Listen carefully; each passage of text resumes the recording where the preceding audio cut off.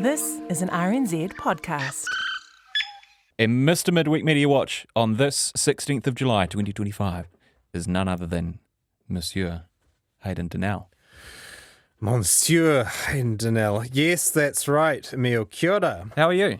I'm okay, thank you. I'm doing fine. Good. Should we talk about some media stuff? I think so. The big story of this week has been the Wellington mayoral candidate Ray Chung's regrettable email to his council colleagues about the sitting mayor, Tory Whanau.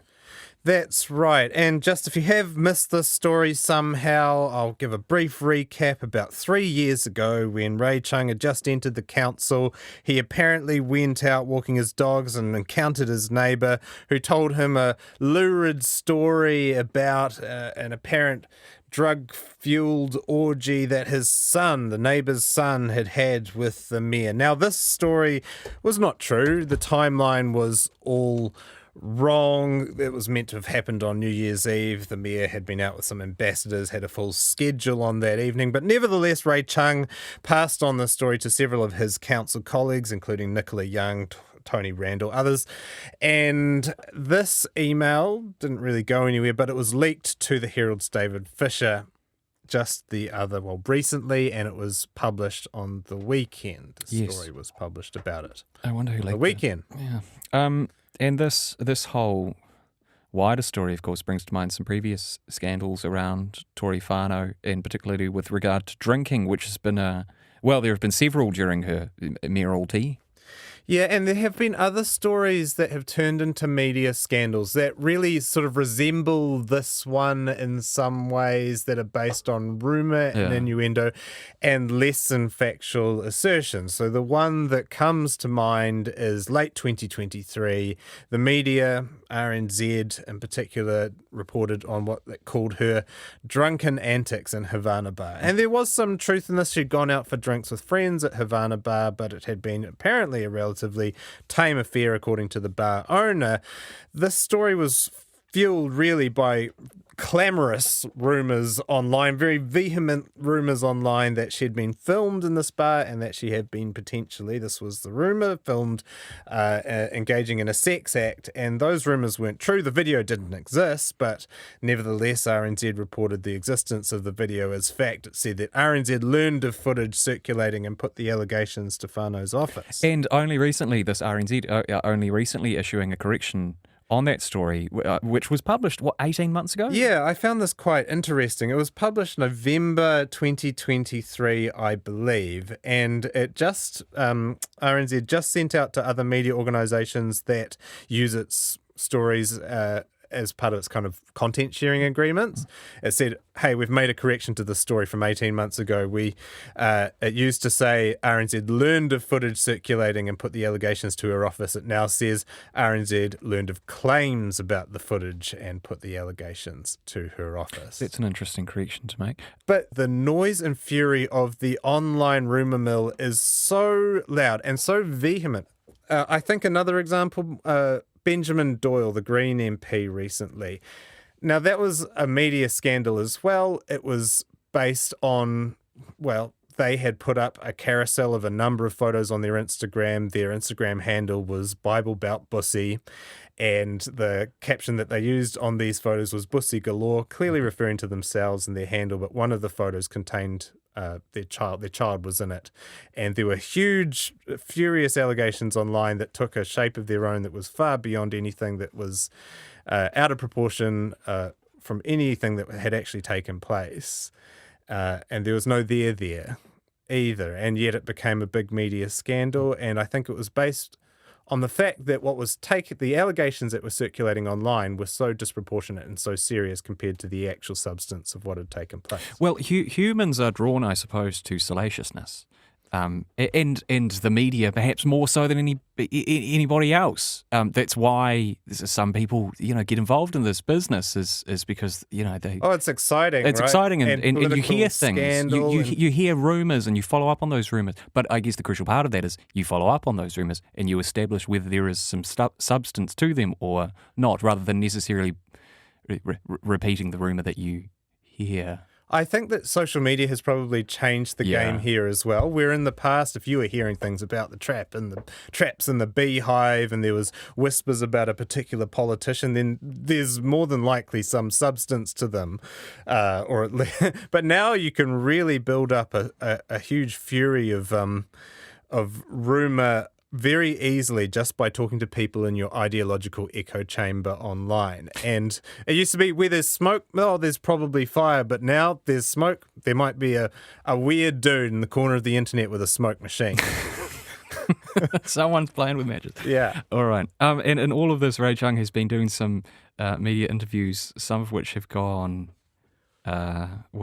a bit disastrously, really. It'll leave a little bit to be desired. There was one interview on the platform with Sean Plunkett in particular, and it started off pretty sympathetically for Chung, really, with Plunkett slagging off Joel McManus, the Wellington editor for the spin-off, who had written a critical piece about Ray Chung. And this is how that went. But Ray, that's because Joel McManus tells me you're a windbag and you've never been fit for office. Have you seen his piece this morning? Have you seen the spin-off piece this morning? It's pretty remarkable. I'd have to say it's probably one of the most blatantly biased pieces of political writing I've ever seen in all my life, and coming from such a pimply-faced little stuck-up millennial, it's amazing. That's a pretty tough criticism from one of our bastions of neutrality there. Now, I just raise a few objections with you, though, Emil. Mm-hmm. Raise away. Windbag is the name of the column, actually. It's not. This is true. He's called Ray Chung. But also objection, I have seen Joel, and he's not that pimply. I haven't seen that many pimples on him. Mm-hmm. So he's a relatively clear-faced millennial, if anything. Important pointer. He is a millennial? Joel's a millennial. He does seem millennial, but he's younger millennial. Yeah. He's almost Gen Z adjacent. I mean... But you, to me, from my distance, you seem Gen Z adjacent as well. And look, the premise of Joel's piece was that Ray Chung is not fit for mayor. This was what the headline was. Well, for office, he said, right? Yes. Ray Chung has never been fit for office, was the... Yeah, I assume that the office in question is the mayor. Maybe you mean office of any sort. I don't know. We need to clarify that with Joel. But Plunkett obviously thought that was terrible and biased. Now, hold that thought, though, Emil. Because the interview did not go well from there. And we'll see whether some of his listeners at least came round on that. So it did not particularly go well, and I can't really play you all of it, but here's just a section, for example. You know, it was in your email, was it? Pendulous Press. Yeah, I was told exactly what they said and what the hell did they describe it. So I just your neighbour's son said that she had pendulous breasts. Yeah. That doesn't sound like the sort of language of a 21-year-old. I'm just going to say, Ray, that's one part of the story that doesn't stand up, as it were. Excuse the pun. Yep.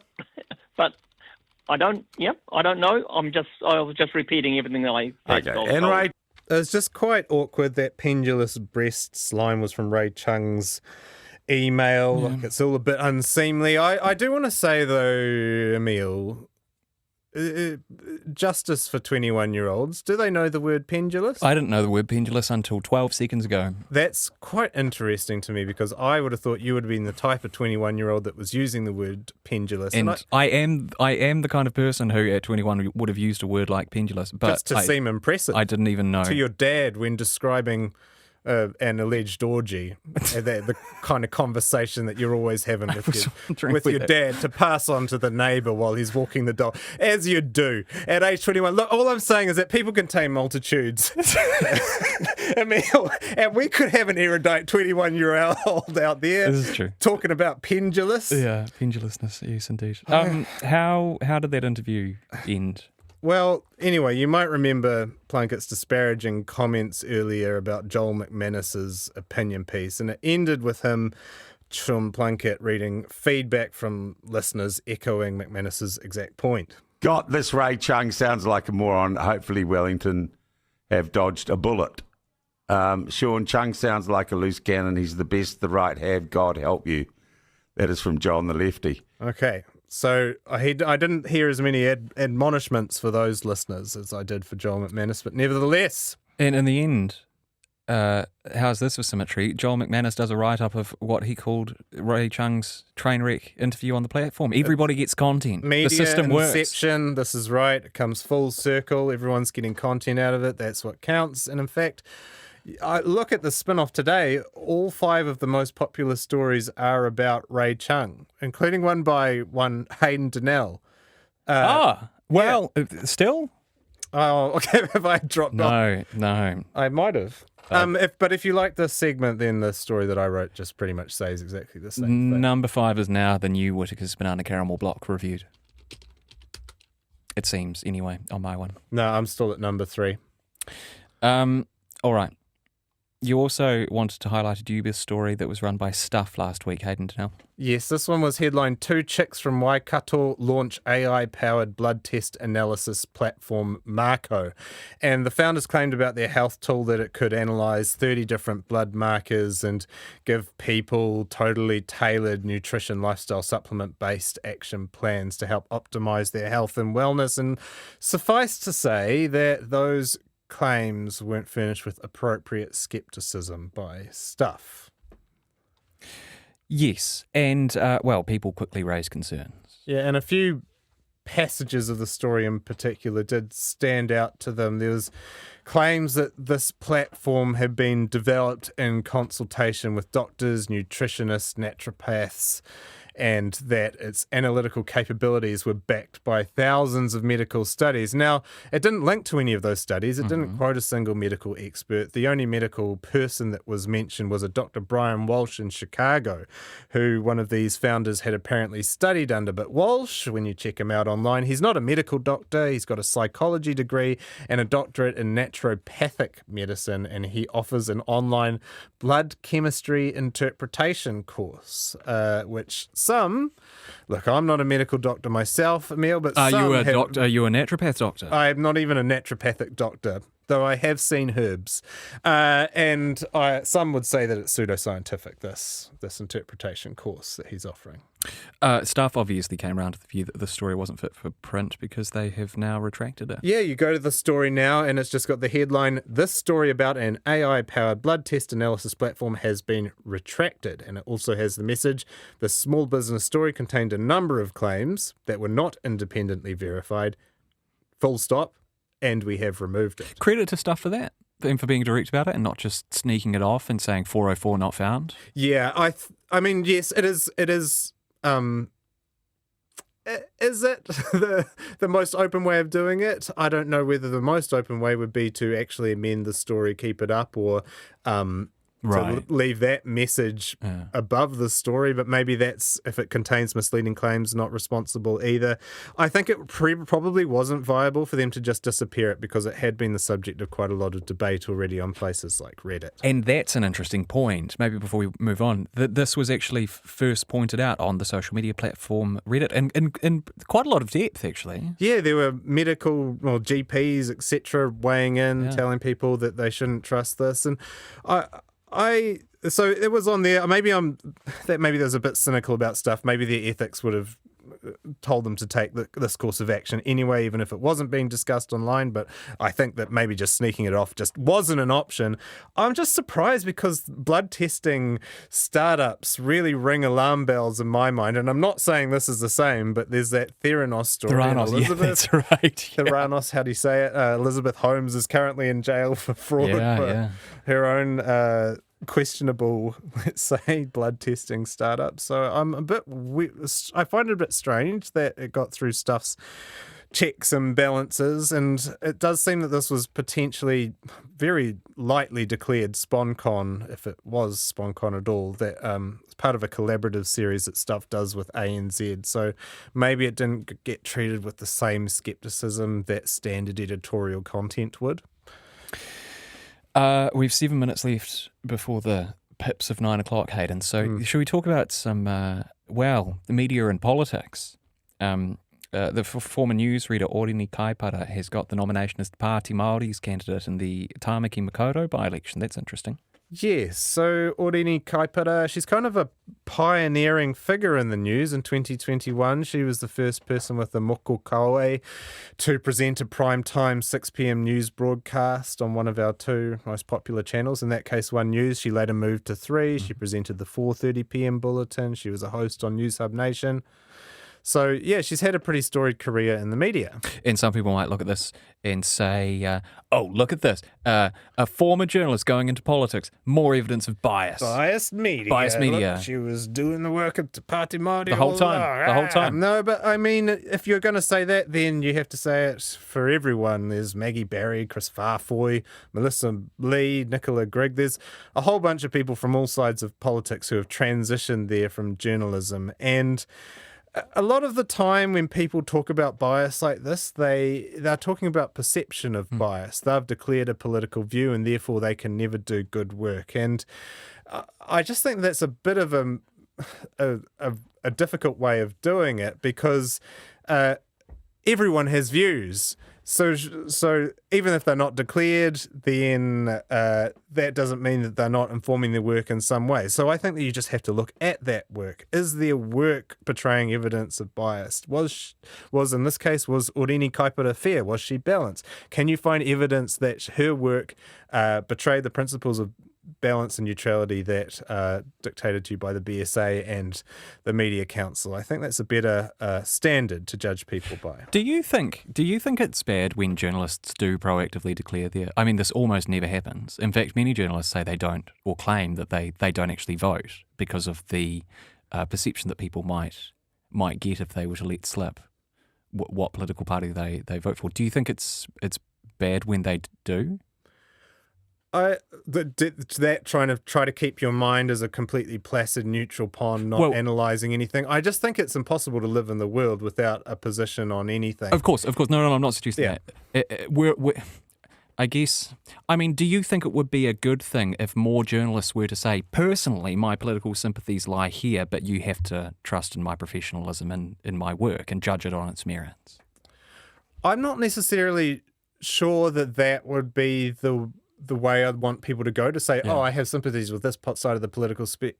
This is who I vote for. Journalists in general may favour a political party, but they should apply scepticism to all of them and should cover them all incisively and without fear or favour. I think you can have your views. I'd like the idea of journalists being able to deliver their views, whether they're considered left or right or otherwise, a little bit more forthrightly than they can right now, but combining that with a commitment to being able to neutrally and dispassionately as possible assess the facts and tell the truth as you see it. I think that's an easier standard to go for here. That's interesting. One more point before we move on. Orini Kaipara has a surprise backer. Yeah, Barry Soper and Ryan Bridge cast their lots with Kaipara for this election on News Talk ZB. And this is a bit of a surprise turnaround for Barry Soper because he once said you'd have to be on the spectrum to vote Te Pāti Māori, and that's a potentially offensive comment on a number of fronts, Emil, and he was ticked off for it by the BSA. But in making his endorsement, he accidentally slipped up. I worked with her for a couple of years. Yes. Absolutely brilliant woman. Well, I'm heartened by the fact that she's going, if she does get to represent it, and I have my doubts about that. Do you because think? Tau Hinare is back in the race, and he lost it. Penny. Well, Penny, sorry, Yeah, Tau. yeah. That's That's going way back. Yeah. Breaking news from Barry Soper, Tau Hinare has entered the blast from the past, Makoto, the blast from the past from Barry Soper there. Of course, it's Penny Hinare. It is not Tau. And he wasn't the only one making Freudian slips this week, actually, Emil. Prime Minister Chris Luxon has had a bit of a week of it as well. And there's a little minor one on RNZ. But you've been in government for a year and a half now. You said you were going to fix things. Well, Corin, our plan's working. We inherited the worst, New Zealanders inherited the worst recession since the early 90s. Well, it sounded for a second like he was going to say we inherited the worst New Zealanders, but he was saying New Zealanders inherited the worst recession. That was fine. I thought that was clear in the end, quick recovery. This one on News Talk ZB was a little bit worse, though, I think, Emil. I mean, we love Fast Track. I mean, it was a National Party New Zealand first corruption, that we put together from day one to try and shock the system to actually get things built in this country. You didn't just say corruption, did you? A construction, basically, is what I meant. Sorry. It's very little sleep still here. I'm still a little Freudian slip. It was a national and New Zealand first corruption that we put together. I think it happens to the best. We've all been there. Yeah, you should try Midweek Media Watch. It's hard to get it right all the time. I like the British one where a BBC reporter subtly but accidentally and disastrously mispronounces the name of the MP, Jeremy Hunt. Oh, no. Yeah, you know the one I'm talking about. We got a minute and a half left, and RNZ is reviving a wire news service of sorts. Yes, Emil. Back in my day, there were a number of wire services. NZPA was the big one. We put up APNZ when the Herald put it together as well. All of those were shut down quite some time ago, but Tim Murphy at Newsroom wrote a story just by reading RNZ's actual public documents, which is not something that everyone else did, apparently, including us, that RNZ is considering relaunching a wire service. And what it seems like it's going to be is basically an extension of its existing sharing agreements, content sharing agreements with various news organisations. So maybe it's more of a formalisation of that arrangement. And RNZ consolidating itself as a bit of a workhorse, which benefits everybody, or positioning itself in that way? It seems that way. A lot of the dog's body news reporting work, maybe RNZ will then be taking that on, which becomes quite an indispensable asset. Ideally, this would mean that reporters at other organisations can take on some of the fancier, nice-to-have, added value stuff. Hopefully it doesn't mean more restructures and layoffs.